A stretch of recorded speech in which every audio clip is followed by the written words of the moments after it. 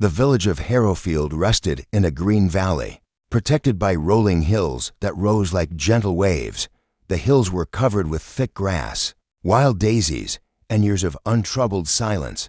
Morning mist often drifted between the slopes, moving slowly until the sun warmed the earth and carried it away. People who lived there believed the valley was blessed, though no one could say by whom. They only knew that the place felt safe. David lived at the edge of this peaceful valley. He was a man in his late 50s, though his posture and walk carried a strength that didn't quite match his age. Years of tilling the soil, lifting sacks of grain, repairing fences, and walking the length of his fields had given him enduring stamina. His hair was silver with streaks of ash, his beard neatly trimmed, and his brown eyes had the kind of softness that made children feel safe around him. He owned a modest farm, about 4 acres, though he'd never once wished for more. His small house had a clay-tiled roof, wooden shutters, and a porch where he liked to sit in the evenings. He always said the breeze was kinder on the porch than anywhere else. Life in Harrowfield moved at its own pace. People woke with the sunrise, ate simple meals, talked to their neighbors, and treated each day as a gift. There were no riches, no extravagance, only the richness of community, the wealth of friendships, and the comfort of routine. David had lived his entire life there. He grew up running through the fields, helping his father with planting seasons, learning how to mend tools, and listening to the birds at dawn. Now, many years later, he kept the same traditions alive, and though David was content, he sometimes felt an empty space inside his heart. It wasn't sadness, it wasn't longing. It was something he couldn't name, a quiet belief that life still had one more lesson to give him. He just didn't know that lesson was already on its way. It happened on a morning drenched with sunlight. Birds chirped on the fence posts, and the soil smelled richer than usual from last night's light rain. David walked between the rows of corn, checking the plants for pests and testing the moisture of the ground. Then he saw it. Something glimmered between the tall stalks, almost too bright to be real. At first, he thought it was dew reflecting the sun, but as he stepped closer, the shape became clearer. A small wooden box. He frowned, wiped his hands on his trousers, and crouched down. The box was beautifully carved, with swirling patterns along the edges and a polished surface that looked far too perfect to be lying in a field. It certainly wasn't something he had made or purchased. He picked it up. It was surprisingly light. His heart thumped softly as he opened it. Inside, nestled on a lining of dark velvet, lay a golden key. The key was small, about the length of his finger. The metal looked old but well preserved. He could see delicate engravings on the handle. He lifted it out carefully and turned it toward the sun. That was when he noticed the inscription, "The gift of God." David's breath froze. He read the words twice, 3 times, though his hands trembled slightly. A gift? From whom? For what purpose? Why him? He looked around the field as if expecting someone to appear from between the corn rows, but there was only silence, the humming of bees, and the gentle rustle of leaves. Confused but strangely moved, he placed the key back in the box and closed it. The moment felt too important to dismiss. David stood, wiped the dirt from his knees, held the small box close to his chest, and whispered, "Then I suppose I need to understand what you mean." Harrowfield didn't have a mayor or a council. It didn't need them. Whenever someone sought advice, they went to Mr. Thomas, the village elder. Mr. Thomas lived in a small house at the corner of the village. He was in his 80s, but his eyes were sharp and his mind was sharper. People said he knew every story the valley had ever whispered. David walked the dirt path to Thomas's house, the wooden box tucked safely under his arm. When he knocked, the door opened almost immediately, and the elder gave him a warm smile. "Ah, David," he said, "I was just making tea. Come in." The house smelled of chamomile and old books. David sat on a wooden stool near the window, and Mr. Thomas poured tea into 2 clay cups. "You look troubled," Thomas said gently. David opened the box and placed it between them. The elder leaned forward slowly, his eyebrows lifting just slightly as he examined the key. He traced a finger along the engraved letters, then sat back and took a thoughtful breath. "Where did you find it?" he asked, In my cornfield this morning." Mr. Thomas nodded slowly. "My friend," he said, "you were not given this by accident." David's pulse quickened. "Do you know what it means?" The elder looked at him with calm eyes. "Yes and no. This key doesn't open a door or a chest. It opens understanding. Understanding of what? The world, yourself, others." Thomas took a sip of tea and continued, "The inscription says the gift of God. But the gift is never the object. It is the lesson behind it." David sat quietly, absorbing the words. "David," Thomas said softly, "you are a good man. But even good men sometimes need to be reminded of the deeper purpose of their lives." David lowered his gaze.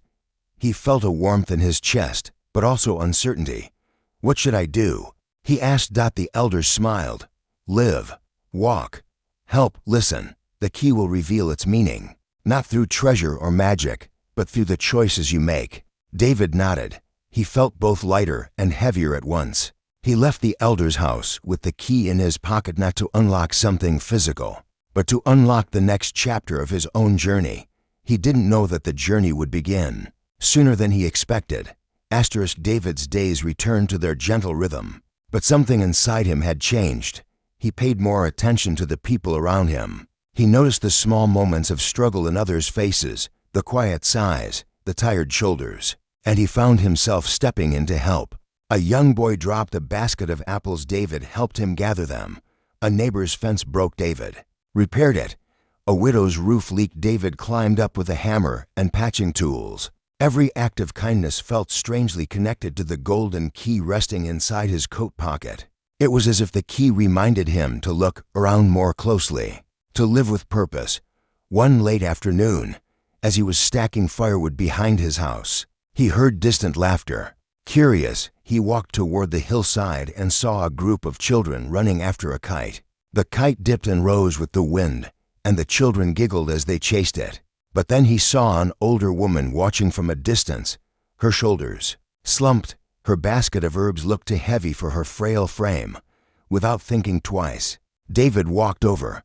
"May I help you carry that?" he asked. The woman looked up in surprise. Her face softened into a grateful smile. "I would appreciate that," she said. As they walked toward her cottage, she began to speak. Her voice was warm, filled with memories. She talked about her life, her late husband, her travels in younger days, her lost friendships, her remaining hopes. David listened, really listened. Her stories wrapped around him like soft threads, weaving a deeper understanding of her heart. When they reached her home, she thanked him several times and pressed a small jar of honey into his hands. "You have a kind soul," she said. David walked home that evening with the jar tucked under his arm, but his heart felt fuller than his hands.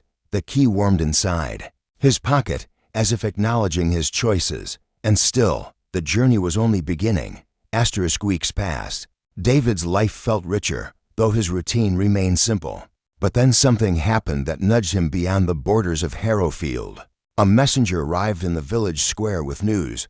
A neighboring village had suffered damage from strong winds, roofs blown off, fields flattened, homes shaken. Several villagers gathered around the messenger to listen. When David heard that help was needed, something inside him responded immediately. He remembered Mr. Thomas's words, "Walk, help, listen." David packed a small bag with bread, cheese, dried berries, and a blanket. He strapped a water flask to his belt and locked his house. The golden key hung on a thin string around his neck, resting against his chest. As he stepped outside the village for the first time in years, he felt a strange mixture of nervousness and excitement. The path ahead wound through orchards, crossed a small stream, and disappeared into the horizon. He paused at the gate of Harrowfield. The fields behind him swayed gently in the breeze. "All right," David whispered. "Show me what you want me to learn." And with that, he began walking. The journey to the neighboring village took several hours. David passed through apple orchards where the branches drooped with fruit. The sweet scent of ripening apples drifted in the air. He crossed the stream.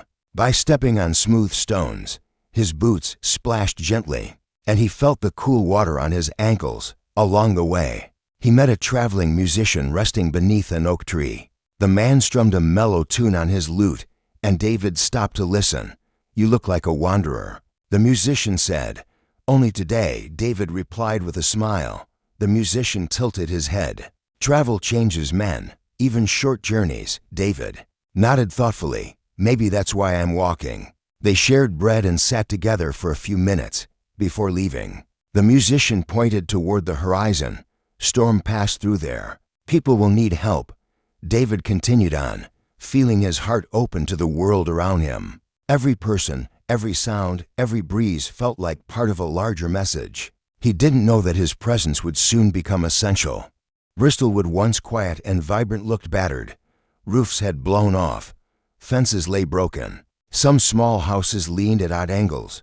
The villagers were scrambling to repair damage. But the storm had been harsh. David approached a group of people and lifted a fallen wooden beam off the road. A man turned toward him. "You're not from here." "No," David said. "I came to help." They stared for a moment, surprised. But then they welcomed him warmly, because a willing hand was always welcome in times of trouble. David spent the entire afternoon repairing roofs, feeding animals, clearing debris, and comforting frightened children. He worked side by side with strangers who began to feel like friends. During a break, an older man sat beside him. "Why did you come here?" "Harrowfield is far." David touched the golden key around his neck. "Because it felt like the right thing to do." The man nodded slowly. "Sometimes the simplest reasons are the truest ones." David smiled, fully absorbing the words. He worked until sunset, his muscles aching, but his spirit strong. As night fell, the villagers invited him to share dinner. He sat with them beside a fire, surrounded by gratitude and warmth. That night, when David finally lay down to rest in a guest hut, he looked at the key before closing his eyes. "This is starting to make sense," he whispered. He slept deeply, his heart light. David left Bristolwood the next morning, but he didn't get far. A frantic voice shouted from behind him, "Help! Someone help us!" David turned to see a mother running down the dirt path, panic etched on her face.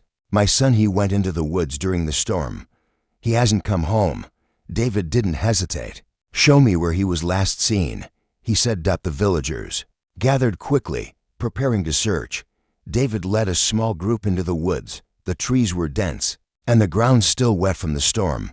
Branches had fallen everywhere. They called the boy's name repeatedly. David listened closely between each shout, hoping to hear a subtle cry or rustle. Hours passed. Then David heard something faint, a whimper, a small voice. "Over here," he called. He climbed over a fallen tree and found the boy sitting between two boulders, his ankle injured, tears streaking his cheeks. David knelt gently. "It's all right, you're safe now." The boy clung to him, sobbing. David carried him out of the woods, step by careful step. When they returned to the village, the mother rushed forward, collapsing into tears of relief as she hugged her son tightly. She turned to David. "How can I ever repay you?" David shook his head softly. "Just keep loving him. That's enough." The village treated him like family from that moment on. As David prepared to leave again, the mother stopped him. "There's a saying in our village," she said. "Those who arrive when needed are sent by God." David touched the key beneath his shirt.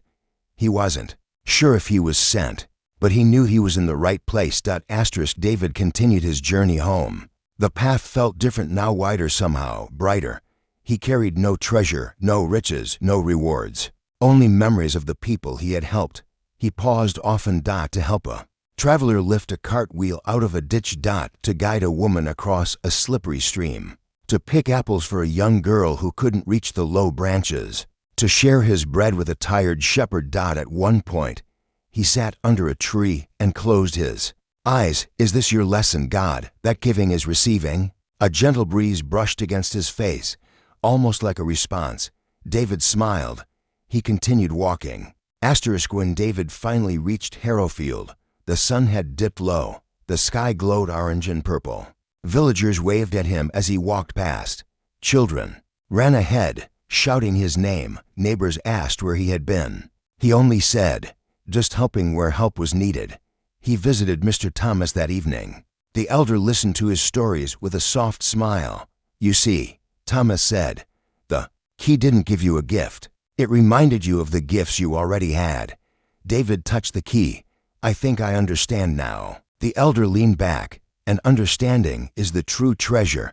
David stayed late, talking and laughing. His heart felt peaceful, more peaceful than it had in years. Months passed. David continued helping, both within Harrowfield and beyond. He became known in the surrounding villages as the gentle wanderer. Though he didn't think of himself as anything special, he taught children how to plant seeds. He repaired broken tools without asking for payment. He visited lonely elders and listened to their stories. Everywhere he went, people welcomed him with smiles. In their eyes, David saw something he had forgotten for years, that he mattered. And every time he returned home after a small journey, he placed the golden key on the table, as if thanking it for guiding him. Years passed. David grew older, though. His spirit stayed luminous. One morning, he fell ill. His body felt weak, though he felt no fear. The entire village took turns visiting him. Children brought flowers, elders shared prayers. Friends held his hands. On the last night of his life, David asked for the golden key. They placed it in his palm. He smiled softly. It was never about the key. What was it about? Someone asked. David looked at the faces around him, teary, loving, grateful. It was about love. He whispered. He closed his eyes peacefully, knowing he had lived a life guided by compassion. After David passed, the villagers placed the key in a small wooden box just like the one he had found long ago. They kept it in the village hall as a symbol, not of treasure, not of miracles, but of kindness.